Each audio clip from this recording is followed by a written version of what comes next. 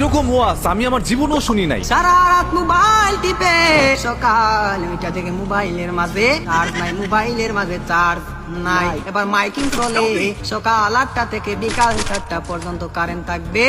এবার টেনশন আছে না নাই, সারাদিন কারেন্ট থাকবে না। আর যদি কারেন্ট না থাকে আমার মোবাইলটা বন্ধ হয়ে যাবে, আর ওই পারে কথা বলা যাবে না।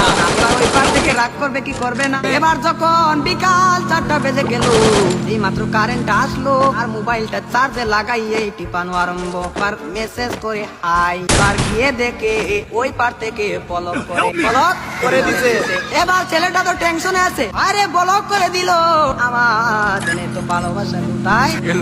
এবার 2 দিন পরে ব্লকটা খুললো, 2 দিন পরে ব্লকটা খুললো। এই 2 দিনের মাঝে ছেলেটার আরেকটা হয়ে গেছে, আরেকটা হয়ে গেছে।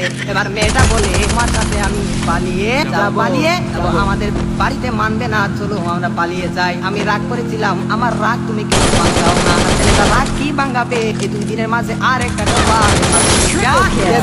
ওই মেয়েটা বলে চলো আমরা পালিয়ে যাই। ছেলে বলে চলো। ছেলেটা মনে মনে ভাবে তোমার একটা শিক্ষা দিতে হবে। এবার মেয়েটা সকালে স্টেশনের মাঝে গাড়ি গুটি লইয়া রেডি। এবার ছেলেটা তো আসে না, আর মেয়েটা বাড়িতে কি যাবে, বাড়ির মাঝে 3 হাত লম্বা একটা চিঠি দিয়া পাইছে। পাশের গ্রামের রফিক মিয়ার সাথে পালিয়ে যাবে, বাড়িতে চিঠি দিয়ে যায়। আর বাড়িতে মাঝে কোনোদিন আসবো না, কোনোদিন বাড়ির মাঝে আসবো না। আমি চলে গেলাম পাশের গ্রামের রফিক মিয়ার সাথে, আর রফিক মিয়া তো আসে না, এবার 1 ঘন্টা চলে যায়, 2 ঘন্টা চলে যায়, ছেলেটার মোবাইলে বন্ধ।